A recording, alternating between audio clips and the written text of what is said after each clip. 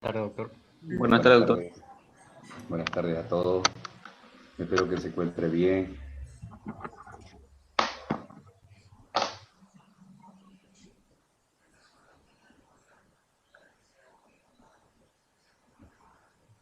¿Está la Lixi?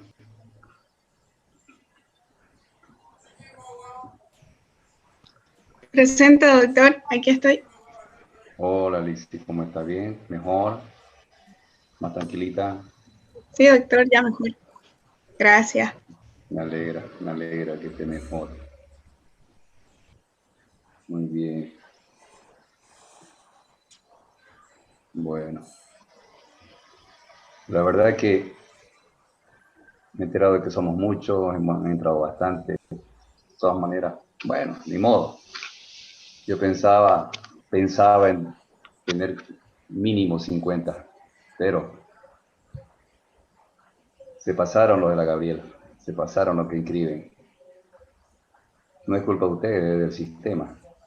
Bueno, ¿qué vamos a hacer? De todas maneras, aquellos que se han inscrito a este grupo, ya le dije yo, si entramos a clase, entremos a clase, estemos en clase, participemos en clase. Si entramos y nos salimos, mejor ya no vuelvan a entrar. Porque les voy a preguntar y si no están, chao conmigo. Muy bien.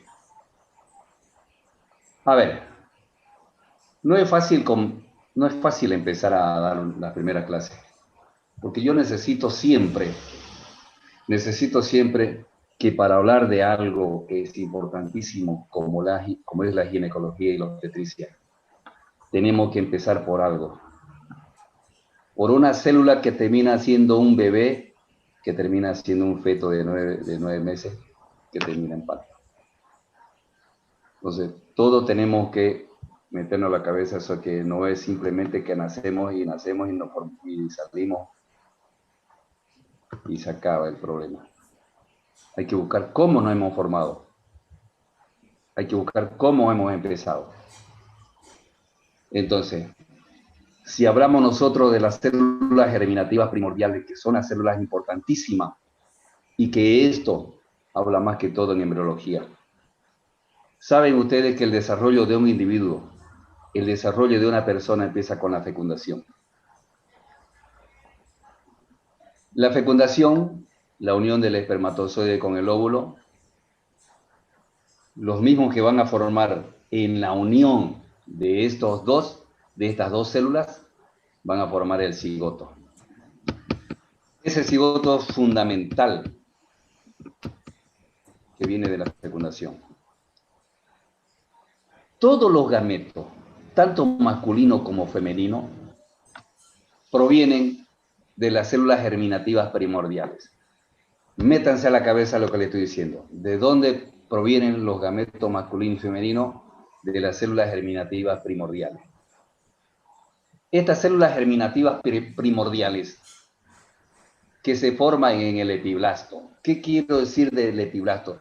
Yo lo que estoy haciendo ahorita es recordar lo que es embriología. Si hablo del epiblasto, nosotros tenemos que hablar de dos capas, del trofoblasto y del embrioblasto. El trofoblasto, que termina siendo la placenta, y el embrioblasto, que termina siendo el embrión. Ese embrioblasto que se forma del epiblasto y del hipoblasto. El epiblasto va a formar las células germinativas primordiales. Estas células germinativas primordiales que llegan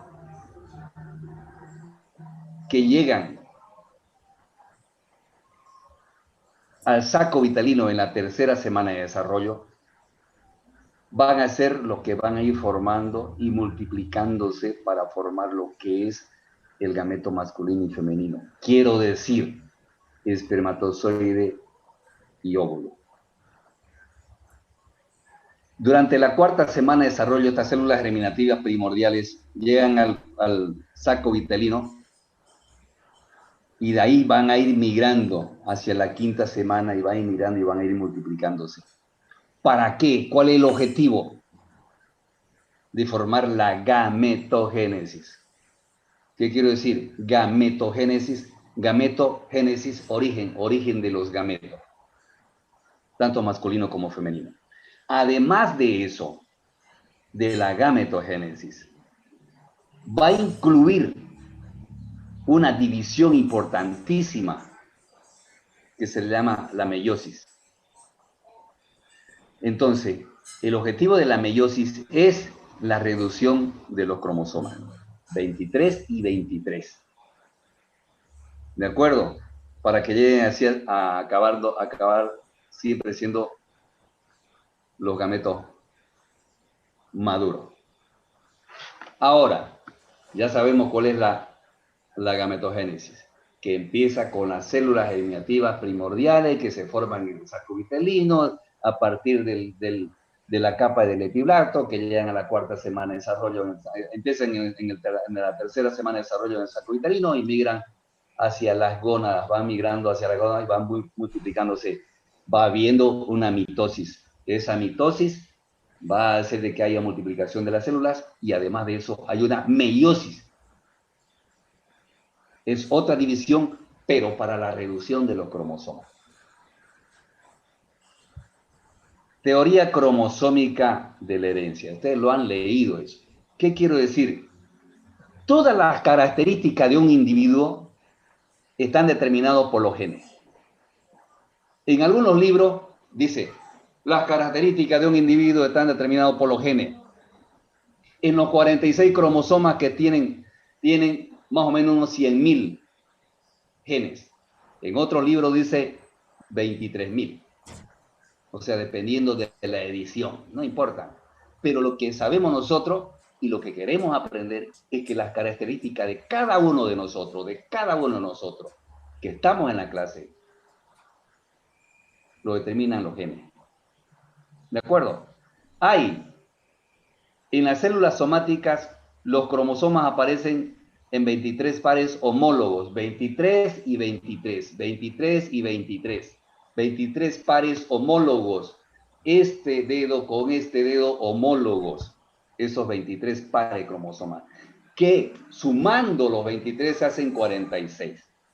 Además de eso, hay cromosomas autosomas, que son 23, quiero decir 22 cromosomas autosomas. 22 y 22 hacen 44 cromosomas. De los 44 tenemos 2 cromosomas sexuales. Una que proviene del óvulo y otra que proviene del espermatozoide, ya sea XX o ya sea XY. Depende de la unión de esos 2 cromosomas sexuales, se va a formar el sexo. Determina el sexo. ¿De acuerdo? ¿Quién determina el sexo? Siempre va a ser el hombre. Porque en el hombre tenemos nosotros el cromosoma X y el cromosoma Y. Si hay la unión del cromosoma Y con el cromosoma X, el sexo va a ser masculino. Si la unión de un cromosoma que tiene el espermatozoide y un cromosoma que tiene el óvulo, la unión de eso va a ser el sexo femenino. Eso es de conocimiento general. Es un conocimiento que nosotros tenemos desde el primer año de medicina. ¿De acuerdo? ¿Alguna pregunta?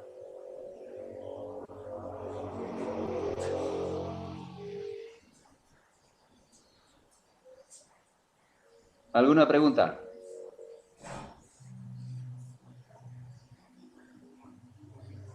Ángel Andrea. Paz Peña. Buenas tardes, doctor. Pregúnteme algo sobre la gametogénesis. ¿O he escuchado bien? Sí, entendí bien, todo claro. Muy bien. Daniel García, Vaca. Presente, doctor. ¿Ninguna pregunta? No, está todo claro. Muy bien. Sigo avanzando.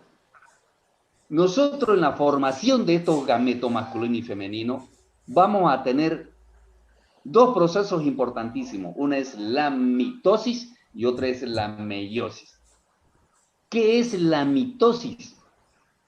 Es un proceso de división celular donde una célula madre da origen a dos células hijas idénticas a la madre. Vuelvo a repetir, una célula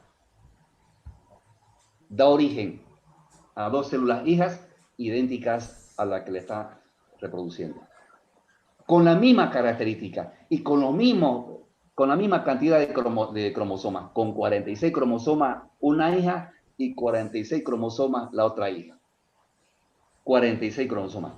Y con la multiplicación del ADN, del ácido desoxirribonucleico, se multiplica para el intercambio de material genético.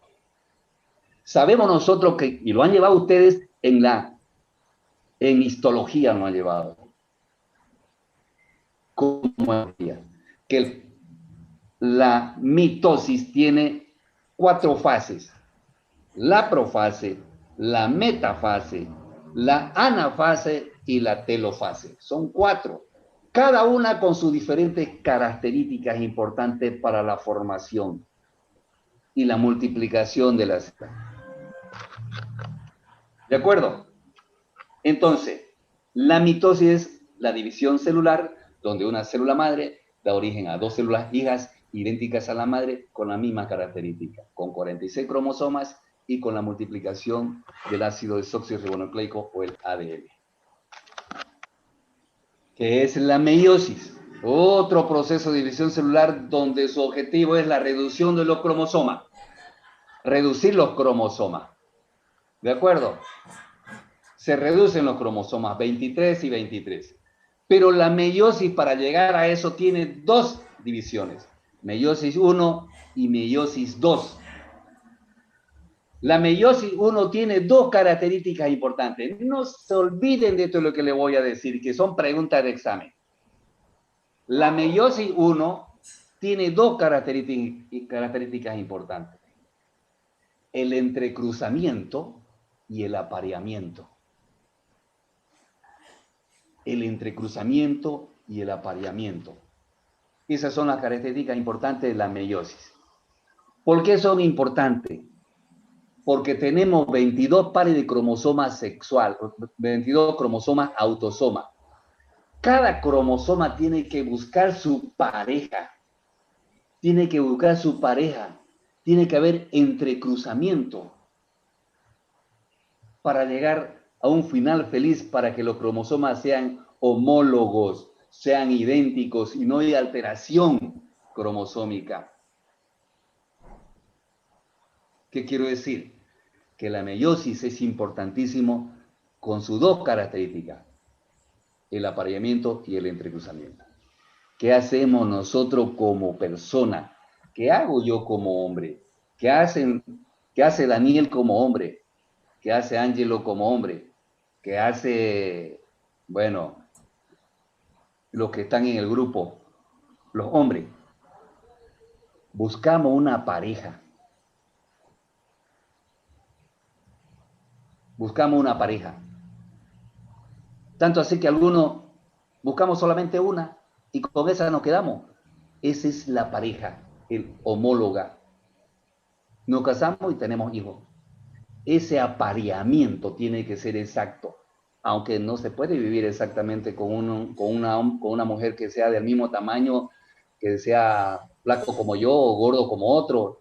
No, pero materialmente genético tiene que ser idéntico. Entonces, en la meiosis 1 el apareamiento es fundamental. Hay entre 30 y 40 entrecruzamientos. ¿Qué quiero decir? Que el 1 se va al 10, que el 5 se va al 15, el 15 se va al 20, el 20 se va al 22. Hay ese entrecruzamiento, hay unos 30 a 40 entrecruzamientos entre cromosomas buscando su pareja. Como la buscamos nosotros, tenemos una corteja, 2 cortejas, 3 cortejas, 4 cortejas. Al final no la conseguimos a la mujer ideal para que nosotros nos quedemos. Pero tarde o temprano aparece esa pareja ideal y nosotros buscamos esa pareja, el apareamiento. Segundo, el entrecruzamiento. El entrecruzamiento de material genético de los cromosomas es fundamental. Fundamental. Porque hay intercambio material genético.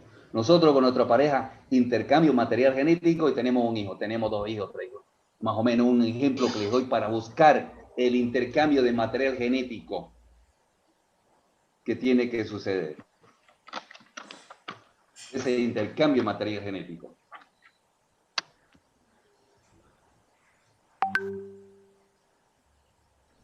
¿Alguna pregunta?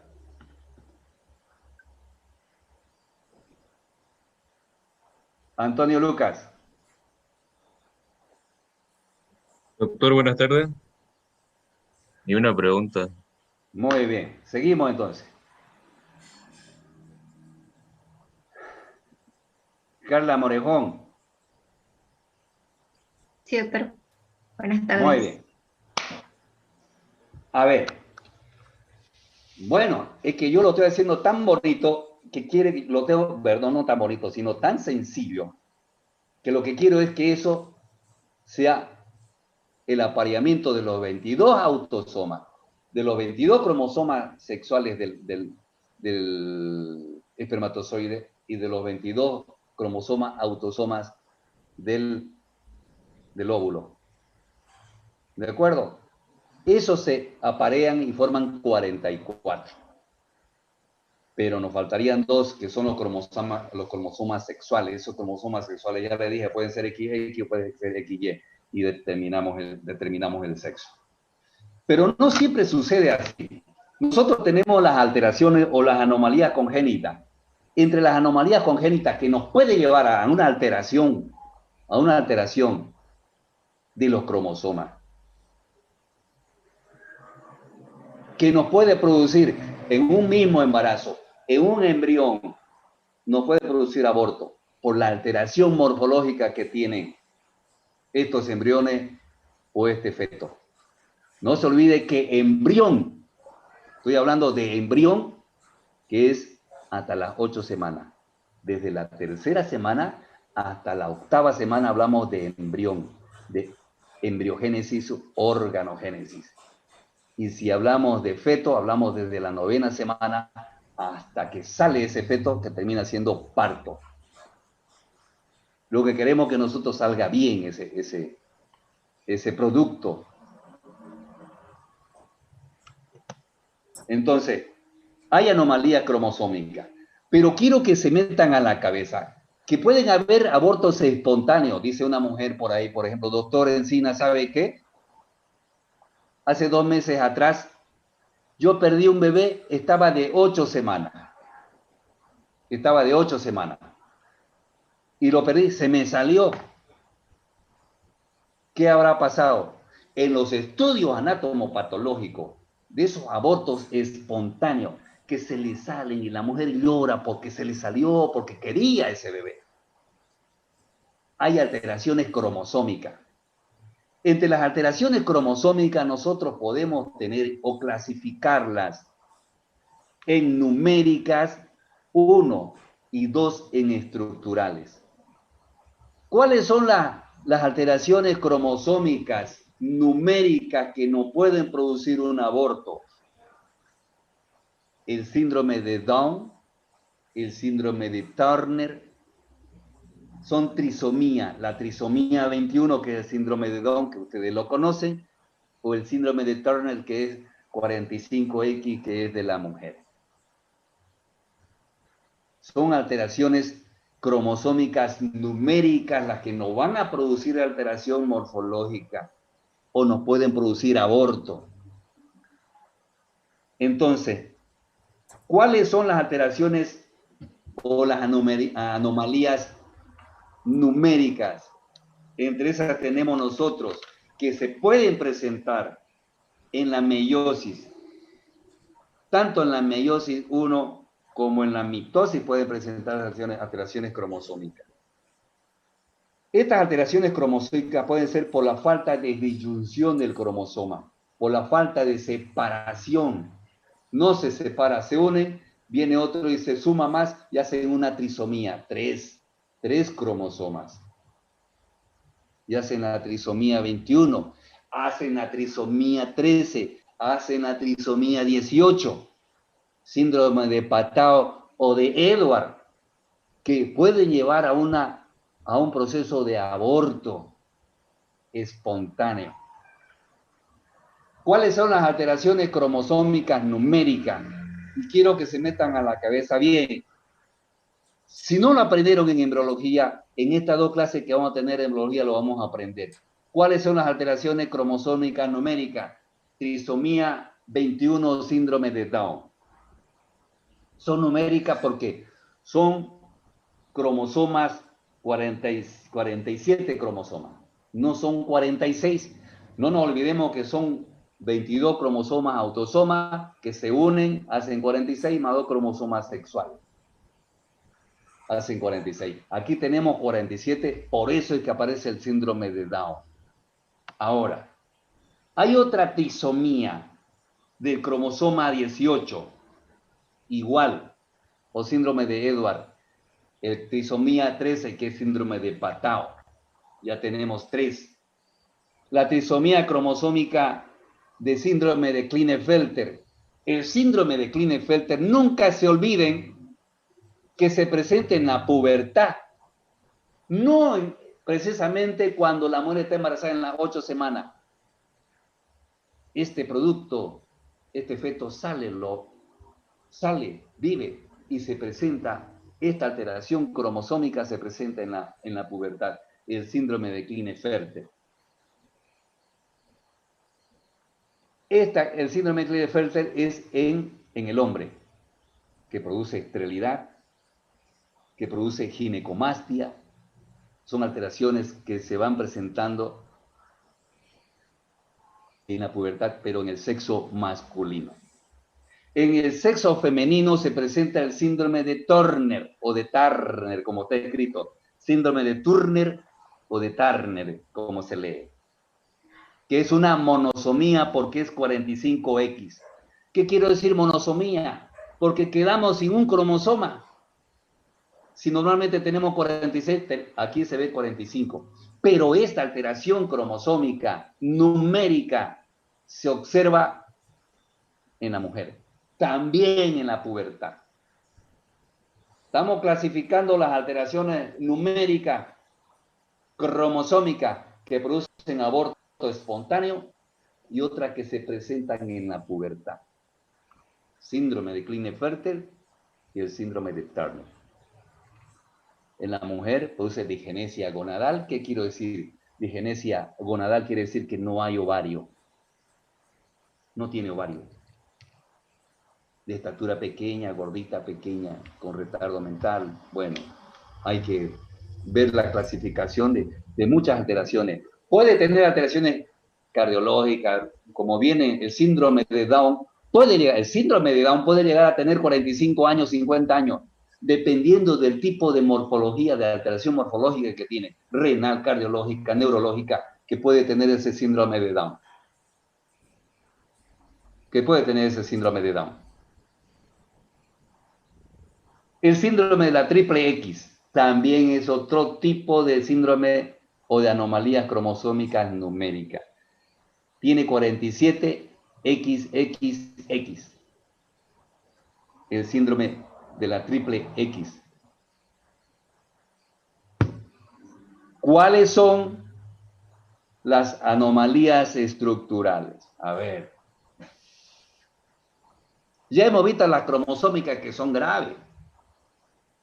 Que si no producen aborto, producen alteraciones a nivel de la pubertad. ¿Y cuáles son las estructurales que la hemos clasificado en numérica y en estructurales? Las estructurales son de origen ambiental, viral, farmacológica o radiaciones que se pueden presentar también en las mujeres en edad fértil. que pueden tener alteraciones morfológicas los productos, como embrión y como el feto. Además de eso, no se olviden que algunas enfermedades que tiene la mujer puede producir malformaciones al feto. Como por ejemplo, ¿cuáles pueden producir alteraciones morfológicas que tiene la mamá una enfermedad y puede producir o puede alterar la parte morfológica del feto? ¿Quién se anima a decir? Betty Cardona o Roy. A ver, Roy. Virus de Zika. ¿Perdón? Mujer. El Zika, doctor. ¿Alguna enfermedad que tenga la mamá para que le produzca malformación al bebé? Sífilis, doctor. Fuerte quiero que me lo digan.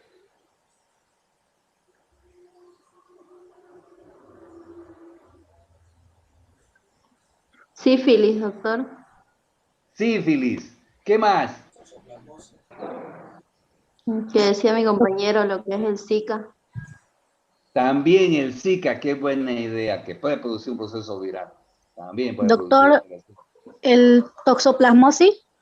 La toxoplasmosis es una enfermedad parasitaria que puede producir malformaciones y aborto. ¿Qué más?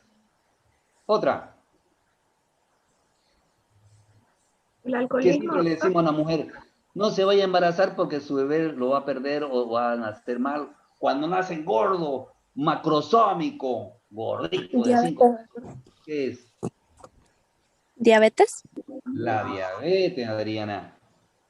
La hipertensión crónica lleva a un bebé con retardo de crecimiento, flaquito, así como yo, con retardo de crecimiento, que disminuye el tamaño, pero nacen llorando con pulmones bien maduritos. Pero hay algunos que no nacen así, porque tienen alguna alteración con su retardo de crecimiento. Y algunos nacen gordos, 5 kilos. ¡Ay, mi bebé nació belleza, 5 kilos! No, es que la gordura no es salud.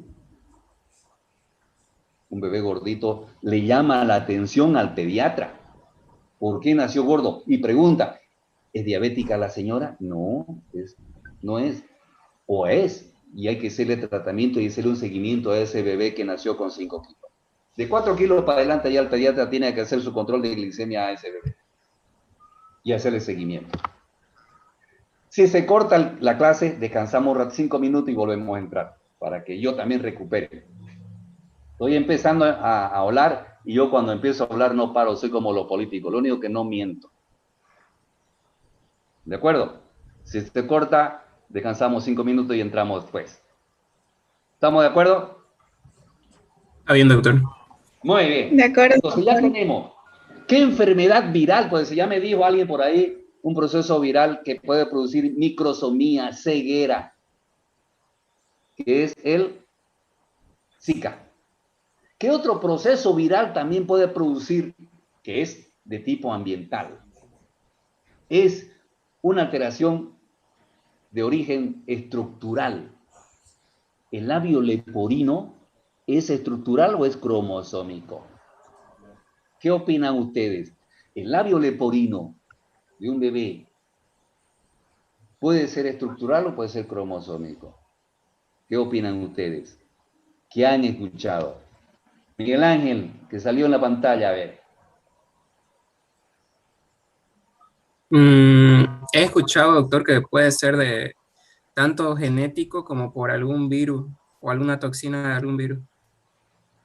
Muy bien. El origen de un labio leporino puede ser multifactorial. Quiero decir que puede haber muchos factores, el alcohol, la droga, el cigarro.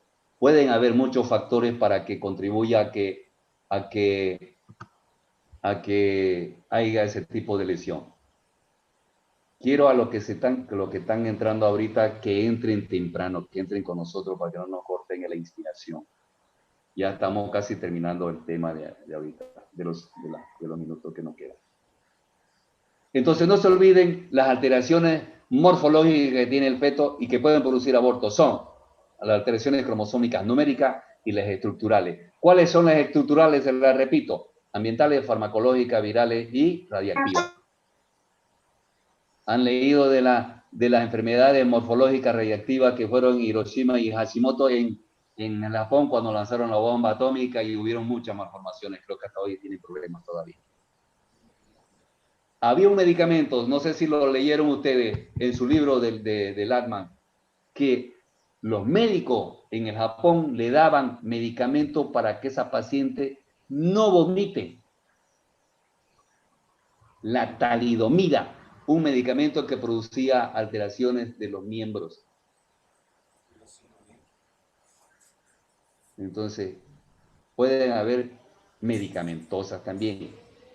No cualquier medicamento puede tomarse. Si se toma el medicamento que es el abortivo, que utilizan y lo venden en la farmacia, para producir el aborto provocado, tampoco pues se puede hacer eso. Entonces tiene que los medicamentos pueden producir, por eso se llama ambientales, medicamentosa, radiactiva. Toda mujer embarazada no puede hacerse sacar una radiografía sin protección, puede producir lesión al feto. Si los mismos radiólogos que trabajan sacando radiografía tienen una capa protectora para no producir alteraciones a nivel de las glándulas sexuales, que son los testículos o que son de los ovarios, se protegen, porque la radiación puede producir alteraciones. ¿Me debo entender?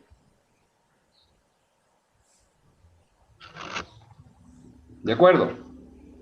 Sí, doctor. Sí, doctor. Muy bien. Además de eso, en las estructurales pueden haber fractura de los cromosomas. En la fractura de los cromosomas pueden producirse alteraciones estructurales. Hay un clásico que ya se ve en los niños, el síndrome de Angelman y el síndrome de Prader-Wills. Uno se presenta en la mujer y otro se presenta en el hombre. Son esos gorditos, medio babosos, bien gorditos, con retardo mental, con hipotonía muscular. Lo mismo la mujer que tiene retardo mental en el síndrome de Angelman. También hay una alteración cromosómica aquí por ruptura de los cromosomas. Microdeleciones se llama la ruptura de los cromosomas, y que pueden producir alteraciones cromosómicas. Como por ejemplo en el cromosoma 5, el síndrome de maullido del gato. Ustedes se tienen que recordar cuando llevaron embriología. ¿De acuerdo? Entonces, ya tenemos lo básico nosotros. ¿Alguna pregunta? Cintia Victoria Andrade. Todo claro, doctor. Muy bien. Grisel, Jimena. Presente, doctor. No, todo claro, doctor. Se escucha bien lo que explico, ¿no? Sí, doctor. Muy bien. Roy. No le escucho.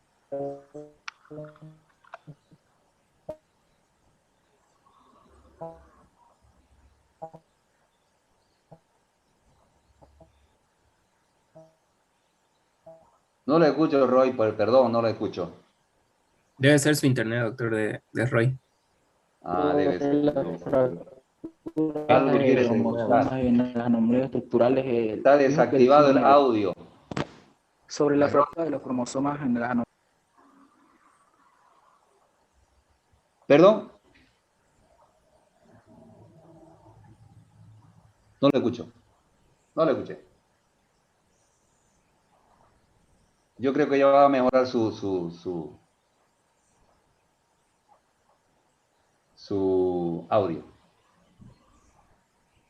Ahora, si ya sabemos nosotros que las células germinativas primordiales van a formar los cromosomas tanto masculino como femenino, espermatozoide y óvulo. Las células germinativas primordiales que se forman en el saco cristalino en la tercera semana de desarrollo. Y que van a ir migrando y van a ir multiplicándose para la citodiferenciación de las células y además de eso formar parte de la meiosis 1 y meiosis 2. Las características importantes de la meiosis 1, el entrecruzamiento, el apareamiento y el entrecruzamiento de material genético. Entre las alteraciones nosotros que pueden producir aborto y alteraciones que pueden producir durante el embarazo y después, tenemos nosotros las alteraciones de numéricas y estructurales. Las numéricas ya tenemos que son los cromosómicos y las estructurales que son radiactivas, medicamentosas, farmacológicas y ambientales. ¿De acuerdo? Pero para que se forme un espermatozoide, pero para que se forme un óvulo, tiene que ser en forma independiente. Y cada uno